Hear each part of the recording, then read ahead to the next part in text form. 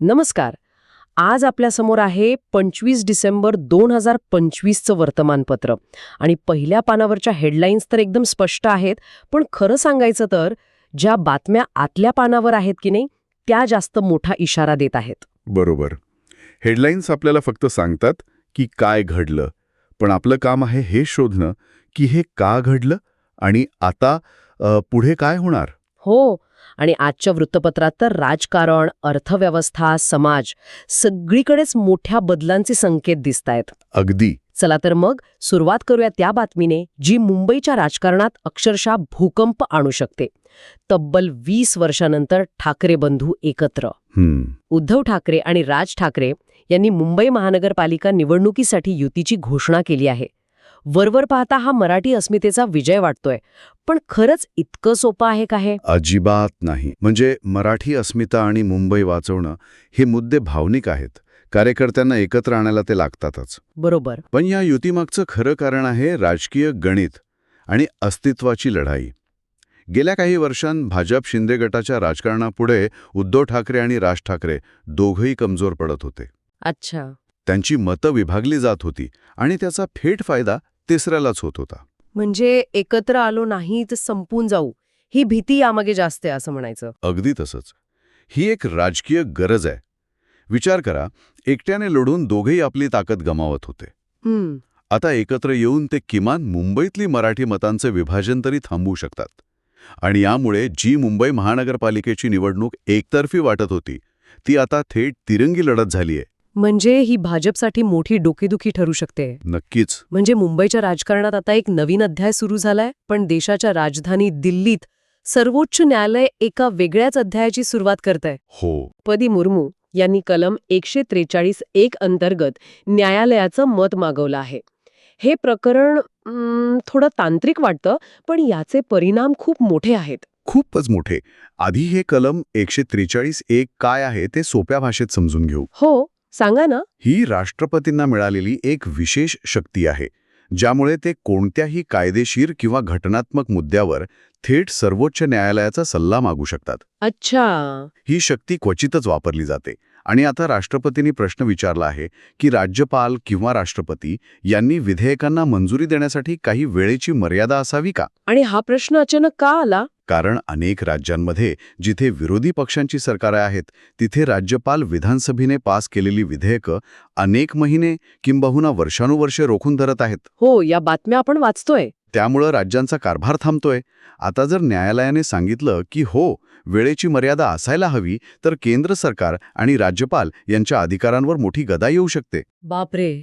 म्हणजे हा केंद्र राज्य संबंधांमधला एक ऐतिहासिक क्षण ठरू शकतो. अगदी. म्हणजे एका बाजूला मुंबईत प्रादेशिक अस्मिता एकत्र येते, तर दुसरीकडे दिल्लीत राज्यांच्या अधिकारांवर मंथन सुरू आहे. राजकारणातलं स्थित्यांतर दिसतंय. हो. आणि हे स्थित्यांतर उत्तर प्रदेशातही दिसते, पण वेगळ्या दिशेने. तुम्ही बहुजन समाज पक्षाबद्दल बोलताय का? बरोबर. एकेकाळी स्वबळावर सत्ता गाजवणाऱ्या बसपाची आजची अवस्था काय आहे? ही बातमी खरंच खूप काही सांगून जाते. आकडे तर धक्कादायक आहेत. 2024च्या निवडणुकीत फक्त 2.07% मतं आणि एकही खासदार नाही. विचार करा, ज्या पक्षाने देशाच्या सर्वात मोठ्या राज्याला एक दलित महिला मुख्यमंत्री दिली, तो पक्ष आज इतक्या वाईट अवस्थेत आहे. पण असं का झालं? मतदार कुठे गेले त्यांचे? याची दोन मुख्य कारणं आहेत. पहिलं म्हणजे बसपाचा जो मूळ जाटव दलित मतदार आहे, तो अजूनही पक्षासोबत आहे, पण फक्त त्याच्या जोरावर पक्ष सत्तेत येऊ शकत नाही. बरोबर. मायावतींनी जो सर्वजन हितायचा प्रयोग केला होता, ज्यात ब्राह्मण आणि इतर जातींना जोडलं होतं, तो आता पूर्णपणे फसला आहे. आणि दुसरं कारण? दुसरं कारण म्हणजे भाजपच्या हिंदुत्व आणि कल्याणकारी योजना. या राजकारणाने बसपाचा गैरजाटो दलित आणि ओबीसी मतदार आपल्याकडे खेचून घेतला आणि पक्षाचं नेतृत्व पण जमिनीवर कमी आणि सोशल मीडियावर जास्त दिसतंय. अच्छा, म्हणजे तरुण मतदारांना पक्षात आपलं भविष्य दिसत नाहीये. अगदी. मग पक्षाचं महत्त्व पूर्णपणे संपलं असं म्हणायचं का? नाही, इतक्यात नाही. उत्तर प्रदेशाच्या राजकारणात आजही बसपा किंगमेकर ठरू शकते. ते कसं? जरी ते स्वतः जिंकू शकत नसले, तरी त्यांचे 5 ते 10% मतं कोणाला हरवायचं हे ठरू शकतात. त्यामुळे पक्ष संपला नाही, पण त्याची भूमिका राजा बनण्याऐवजी राजा कोण बनेल हे ठरवण्यापुरती मर्यादित झाली आहे. राजकारणातली ही उलथापालथ सुरू असताना देशाच्या अर्थव्यवस्थेत मात्र काही विक्रम होताना दिसत आहेत. हो, ती बातमी मी पण वाचली. भारतातील पेट्रोल पंपांची संख्या 1,00,000च्या पुढे गेली आहे हे वाचून मला खरंच आश्चर्य वाटलं. आपण तर EV आणि ग्रीन एनर्जीबद्दल बोलतोय आणि इथे पेट्रोल पंप दुप्पट वेगाने वाढत आहेत. हाच तर भारतीय अर्थव्यवस्थेतील विरोधाभास आहे. याला आपण टू स्पीड इकॉनॉमी म्हणू शकतो. म्हणजे काय?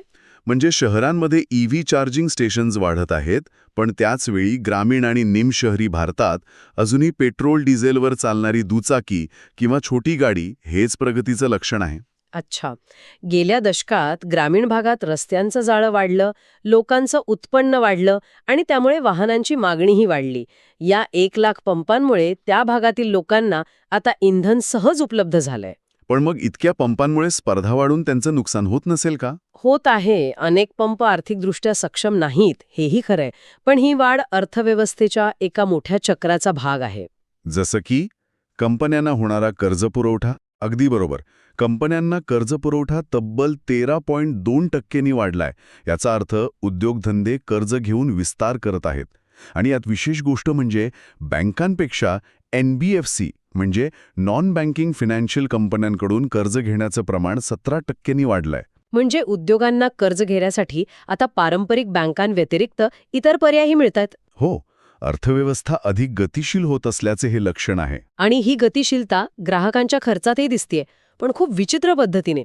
याच वृत्तपत्रात 2 बातम्या शेजारी शेजारी आहेत. कोणत्या? एकीकडे ख्रिसमस आणि नवीन वर्षासाठी रेस्टॉरंट्स आणि पब्समध्ये 15-20% जास्त गर्दीची अपेक्षा आहे, पण दुसरीकडे थंडी कमी पडल्याने हिवाळ्याच्या कपड्यांची विक्री 25%नी घटलीय. हा.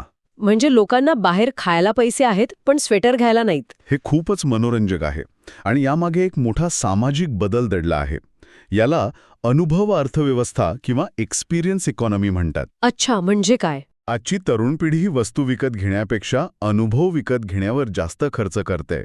मित्रांसोबत बाहेर जेवणं, फिरायला जाणं हे त्यांच्यासाठी जास्त महत्त्वाचं आहे. कारण त्याचे फोटो सोशल मीडियावर टाकता येतात. अगदी बरोबर आहे.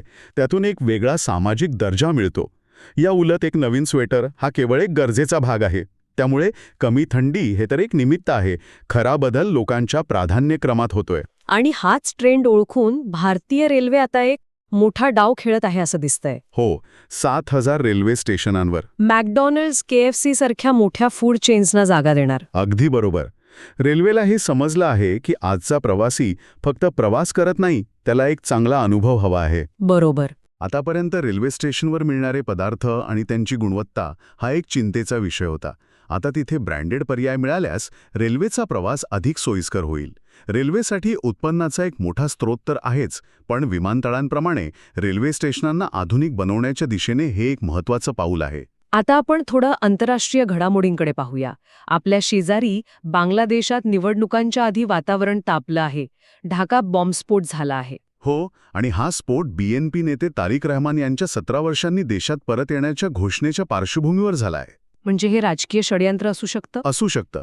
बांगलादेशात सध्या शेख हसीना यांच्या अवामी लीगचं सरकार आहे आणि BNP हा प्रमुख विरोधी पक्ष आहे. फेब्रुवारीत होणाऱ्या निवडणुका निष्पक्ष होणार नाहीत असा आरोप BNP करत आहे. त्यामुळे हा स्फोट राजकीय अस्थिरता निर्माण करण्याचा प्रयत्न असू शकतो. परिस्थिती गुंतागुंतीची आहे. मोठ्या देशांमध्ये मात्र वेगळंच राजकारण सुरू आहे. अमेरिका चीनच्या सेमीकंडक्टर उद्योगावरचे निर्बंध 18 महिन्यांसाठी पुढे ढकलत आहे. तर दुसरीकडे चीन परदेशी गुंतवणुकीसाठी पायघड्या घालतोय आणि भारत रिलायन्स रशियाकडून पुन्हा कच्चं तेल विकत घेत आहे. हे सगळं काय चाललंय?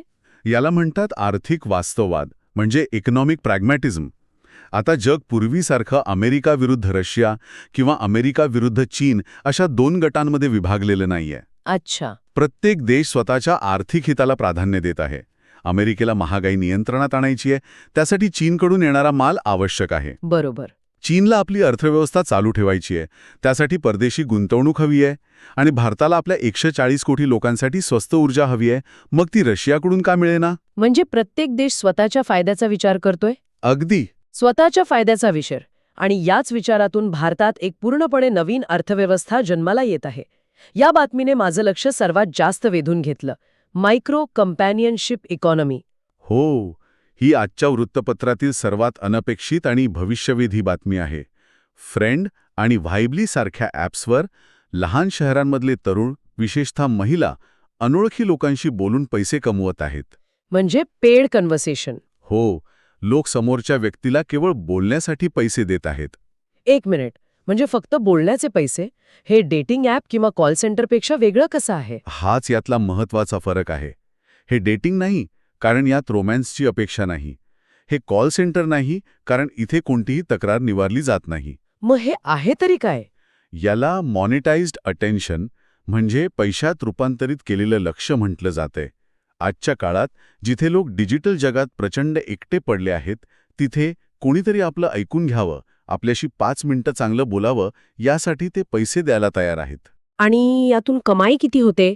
काही जण महिन्याला 30 ते 40 हजार रुपये कमवत आहेत. हे अविश्वसनीय आहे. म्हणजे एकाकीपणा हा आता एक व्यवसाय बनला आहे. हे आपल्या समाजाबद्दल काय सांगतं? हे सांगतं की आपण डिजिटल युगात जोडले गेलो आहोत, पण भावनिकरित्या तुटलो आहोत. नोकरी, शिक्षण यासाठी शहरात आलेली तरुण पिढी एकटी आहे. कंपॅनियनशिप किंवा सोबतीची गरज ही एक मूलभूत मानवी गरज आहे. आणि ही ॲप्स तीच गरज एका व्यावसायिक मॉडेलमध्ये बदलत आहेत. हे चांगलं की वाईट हा वेगळाच विषय आहे. हो, पण हे आजचं वास्तव आहे. एका बाजूला हे नवं वास्तव आहे, तर दुसऱ्या बाजूला अनेक भारतीयांसाठी एक जुनं स्वप्नभंग पावतंय. H-1B visa. हो, अमेरिकेने H-1B व्हिसाचे नियम कडक केले आहेत. आता लॉटरी नाही, तर जास्त पगार आणि उच्च कौशल्य असणाऱ्यांना प्राधान्य मिळणार. हो, हा भारतीय IT क्षेत्रासाठी आणि अमेरिकेत शिकणाऱ्या विद्यार्थ्यांसाठी खूप मोठा धक्का आहे. आतापर्यंत अनेक विद्यार्थ्यांसाठी मार्ग ठरलेला होता. अमेरिकेत शिक्षण घ्यायचं, नोकरी मिळवायची आणि H-1B लॉटरी लागण्याची वाट बघायची. आता ती लॉटरीज बंद झाली. बरोबर. आता ज्याचा पगार जास्त त्याला व्हिसा.